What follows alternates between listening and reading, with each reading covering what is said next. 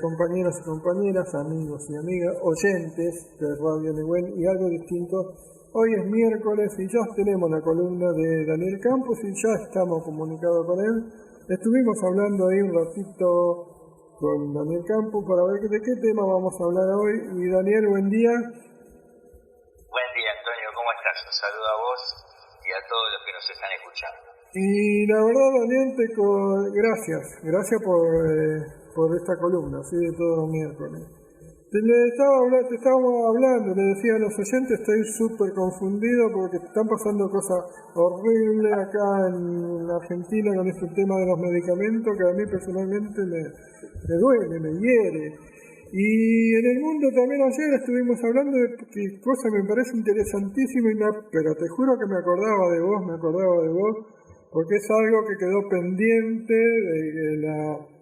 de la primavera árabe, ¿sí? Allí donde comenzó, yo hablaba de que la primavera árabe, vos me vas a dar más precisiones, comenzó así con un incendio a lo bonzo en Túnez de un vendedor ambulante, pero que desparramó esa llama por toda África, diríamos, los países árabes, y casi pasó por Libia, pasó por Egipto, y como diríamos que su tope llegó a Siria cuando aviones iraníes y rusos destruyeron la ciudad de Alepo, cuando los insurrectos, como se lo llaman, estaban a punto de tomar Damasco, ¿no? Y quedó ahí eso, y ahora, la semana pasada, volvieron los rebeldes a tomar ya por completo la ciudad de Alepo, y no sé, quería saber tu opinión, qué influencia tiene esto en el mundo, qué lectura podemos hacer y a qué se debe esto, cómo llegó cuando casi nadie lo esperábamos. Sí, claro, volvió la revolución siria, y volvió la revolución siria porque la revolución mundial está avanzando. Fíjate que la semana pasada el gobierno de Irán y la milicia de Hezbollah firmaron una tregua, sí, un cese al fuego, que nosotros consideramos una verdadera traición al pueblo de Palestina, porque Hezbollah estaba de alguna manera colaborando con el levantamiento palestino, la lucha de las milicias palestinas, que, digamos, tiene acorralado a Israel. O sea, el pueblo palestino está llevando adelante una guerra de guerrillas urbana en Gaza, también en Cisjordania, y hay un conjunto de milicias sirias, milicias como Hezbollah en el sur del Líbano, las milicias hutíes, que están colaborando con la intifada palestina, apoyándola activamente, y una movilización global, como pocas veces hemos visto, que está apoyando también al pueblo palestino, ¿no? Con miles de norteamericanos, europeos, en todo el mundo movilizándose. Ahora, ¿qué fue lo que ocurrió? Cuando Hezbollah firma el acuerdo, aprovecha la oposición a la dictadura de Bashar al-Assad para tomar la ciudad de Alepo. ¿Por qué? Porque Hezbollah había colaborado, los fundamentalistas islámicos habían colaborado con la dictadura de Bashar al-Assad. Entonces ahora Hezbollah ya no puede salir a socorrer a Bashar al-Assad. Putin está sufriendo una derrota en Ucrania, y ahora se levantó el pueblo en Georgia contra la dictadura de Putin en la Federación Rusa. En aquel momento Bashar al-Assad lo salvaron, como vos muy bien decías, entre Putin e Irán, intervinieron para rescatar a esa dictadura, y ahora Putin ya no tiene al grupo Wagner como tenía antes, porque el grupo Wagner desapareció, destruido por el pueblo de Ucrania, por las milicias ucranianas.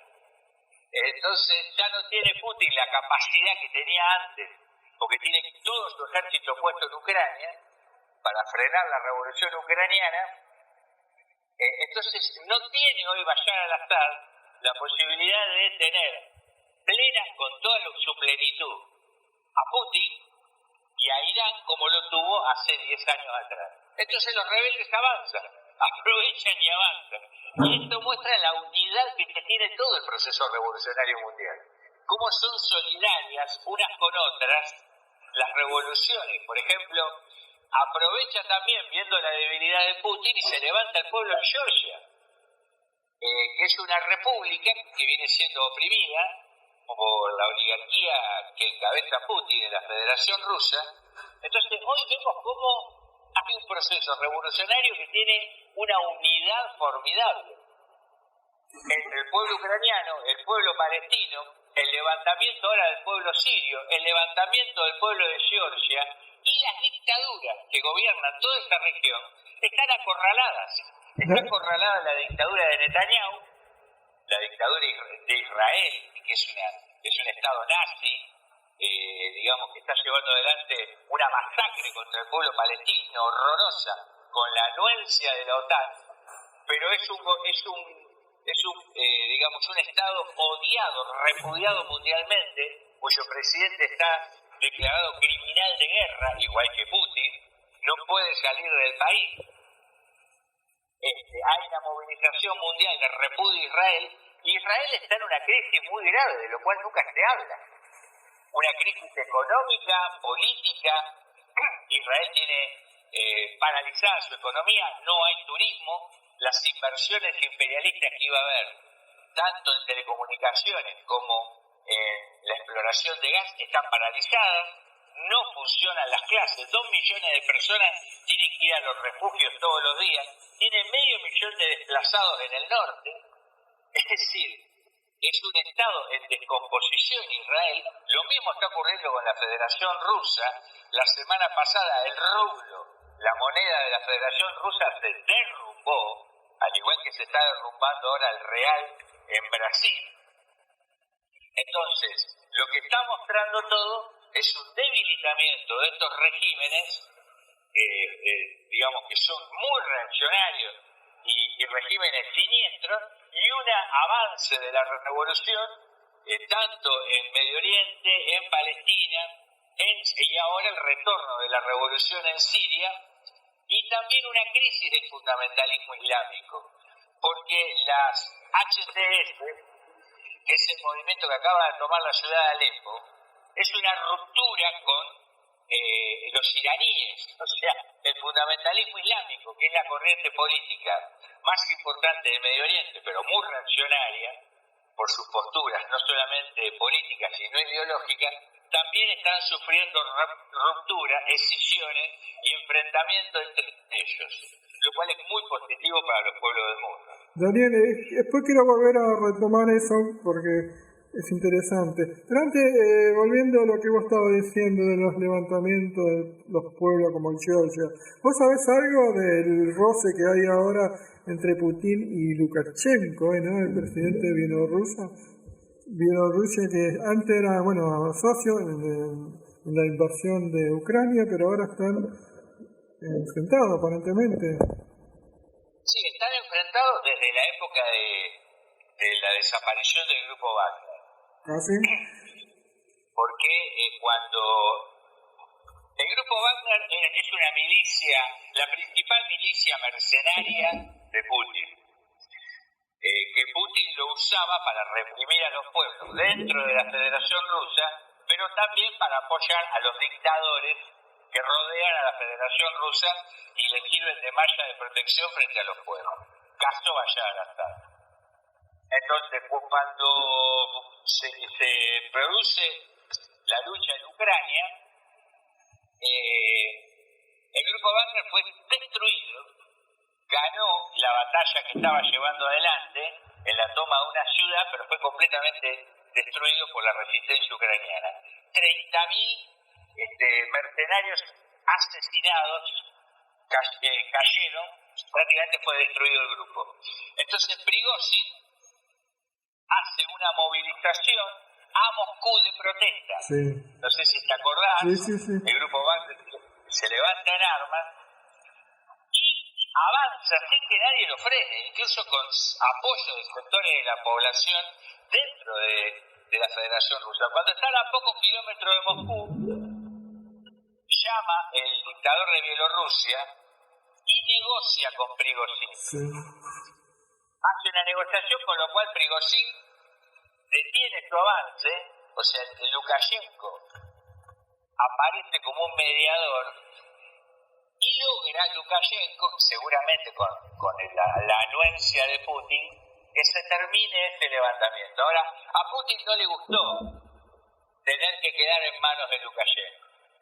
A partir de ahí, digamos, como que las relaciones entre Putin y Lukashenko entraron en una frialdad, además de que Lukashenko se niega a intervenir, o sea, si bien presta su territorio para que el ejército de la Federación Rusa pueda invadir Ucrania, no está interviniendo, no puede intervenir militarmente como le gustaría a Putin, porque si Lukashenko interviniera militarmente, el pueblo de Bielorrusia se levantaría contra la dictadura, a favor de Ucrania. Es decir, todos los pueblos de la Federación Rusa, todos, sin excepción, apoyan a Ucrania y simpatizan con el pueblo ucraniano mayoritariamente. Entonces, lo ven como el pueblo que los puede liberar de la dictadura de Putin. Es que la Federación Rusa es una cárcel de pueblos y los pueblos odian a la oligarquía de Putin y ven al pueblo ucraniano como una esperanza de que se termine de una vez esa dictadura.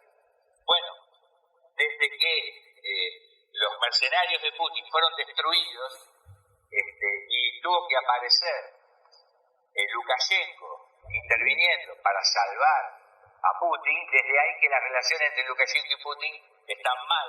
Pero en general, toda la oligarquía de la Federación Rusa hay una crisis muy grave. Putin solo puede ganar las elecciones sobre la base de una brutal represión y fraude, y eso muestra una crisis creciente política, económica y militar de la oligarquía que maneja la Federación Rusa. Bien, volviendo a Siria, Daniel, ¿cuál fue el rol de Siria, de Al-Assad, con relación a Israel y en la guerra contra Palestina, desde siempre, porque no es de ahora? No movieron un dedo en apoyo de la intifada, solamente algunos cuerpos militares que están apostados en Siria, sosteniendo a la dictadura de Bashar al-Assad, dispararon contra Israel como una especie de solidaridad, pero más que nada los grupos vinculados a Irán. Por el contrario, Israel tuvo una política de sostener la dictadura de Bashar al-Assad. En el peor momento de la dictadura de Bashar al-Assad, cuando la revolución siria había avanzado, hay una cosa que tenemos que explicar. Al principio de la revolución siria, fue una revolución clásica muy parecida a la revolución rusa. La revolución siria comenzó con un levantamiento nacional contra la dictadura que inmediatamente derivó en la formación de los consejos populares, que son especies de soviets, donde perdió por completo el control del país la dictadura y los consejos populares fueron tomando el control de todas las ciudades y el control en general de la estructura del país. A la vez el ejército sirio se dividió y un sector de las Fuerzas Armadas pasó a militar a favor de la revolución. Entonces, frente al peligro de que se produjera una revolución obrera y popular en el corazón de Medio Oriente y en uno de los países más importantes, hubo un acuerdo entre Estados Unidos, Rusia, las potencias regionales y también Israel de frenar esa revolución, a como diera lugar. Y vimos uno de los más horrorosos genocidios y masacres de la historia. Por ejemplo, todo el mundo está horrorizado con las masacres al pueblo palestino, más de 44.000 muertos. Pero en Siria hubo 200.000 muertos, cosa de la que nadie habla. Es decir, lo de Palestina parece una broma al lado del desastre que hicieron. Y Estados Unidos dejó correr el genocidio sin decir una palabra. Es decir, para aplastar la revolución siria, tuvieron que hacer cosas horrorosas, bombas de fósforo, y en las alturas del Golán, digamos, si fuera cierto que Israel está en contra del dictador Bashar al-Assad, Israel podría haber aprovechado y haber atacado y haber avanzado dentro de Siria. Sin embargo, no movió un dedo. O sea, dejando, y lo vemos Estados Unidos, dejando que Putin e Irán hicieran el trabajo sucio de aplastar la revolución. ¿Por qué? Porque es una revolución que iba contra todos los privilegios, digamos, las clases dominantes, las élites de Medio Oriente. Lo mismo que está ocurriendo ahora con la tercera intifada. ¿Por qué Hezbollah firma la tregua de 60 días? Porque Israel avanzó militarmente. No, Israel no pudo avanzar en el Líbano. Israel entró al Líbano ahora, invadió y se comió una paliza. No pudo avanzar ni 500 metros. ¿Y por qué se firmó? Le dan una tregua a Israel, porque si la tercera intifada avanza, eso amenaza con arrasar con todas las élites y las clases dominantes del Medio Oriente. Y Hezbollah defiende a la élite, a las clases dominantes de los ayatolás, que defienden el capitalismo iraní. Y no solamente el capitalismo iraní, el capitalismo en todo Medio Oriente. Daniel, entonces, en ese punto, sí. Discúlpame, la última pregunta para ir redondeando. Como bien vos dijiste, los rebeldes en Siria son ruptura de Al-Qaeda, del ISIS, son sectores nuevos del islamismo. ¿Qué relación tendrían con la Franja de Gaza, con Hamas y todas las milicias? ¿Qué rol tendrían si llegan al poder? Bueno, tienen diferencias con Hamas. Están enfrentados porque Hamas, cuando estalló la revolución siria, Hamas se puso del lado de la revolución y Hezbollah se puso del lado de Bashar al-Assad. Es decir, tienen diferencias, ¿no? Por eso yo te decía que hay una crisis en el movimiento fundamentalista islámico y que hay batallas entre ellos.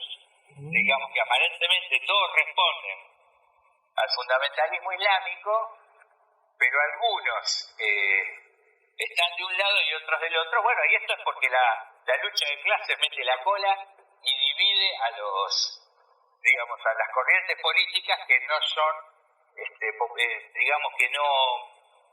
que defienden al capitalismo.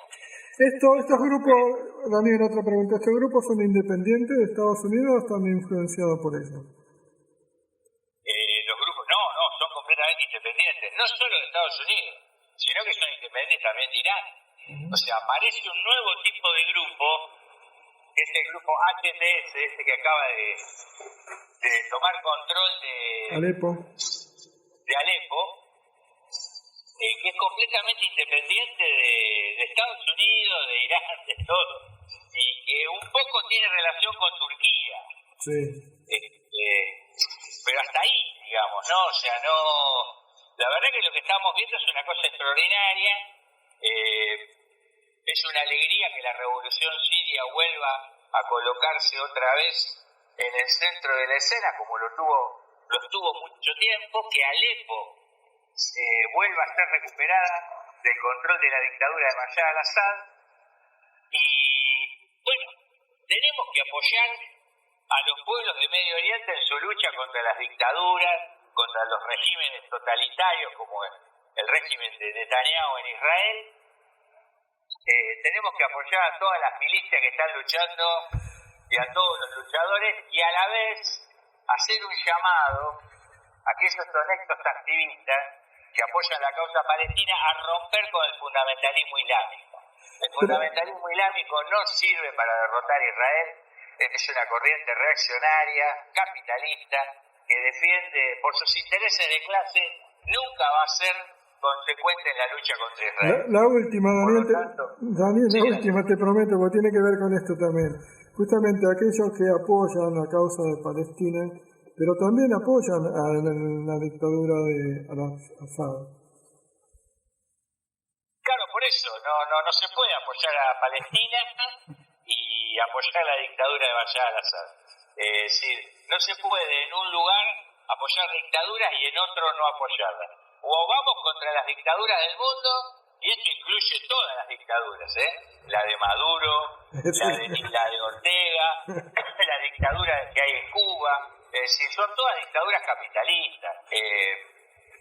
El argumento para apoyar a Bashar al-Assad que ha tenido el Partido Comunista, el estalinismo y algunas corrientes de izquierda es que es un gobierno antiimperialista, cosa que es falso.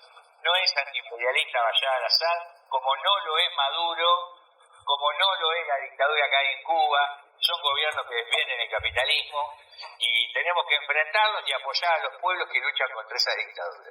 Excelente, Daniel, y contundente. Te agradezco y te espero. El próximo miércoles será el último del año, te aviso. Así que no me faltes. Bueno, buenísimo. Nos vemos el miércoles que viene. Un saludo a vos y a todos los que nos están escuchando. Gracias, Daniel. Hasta el próximo miércoles.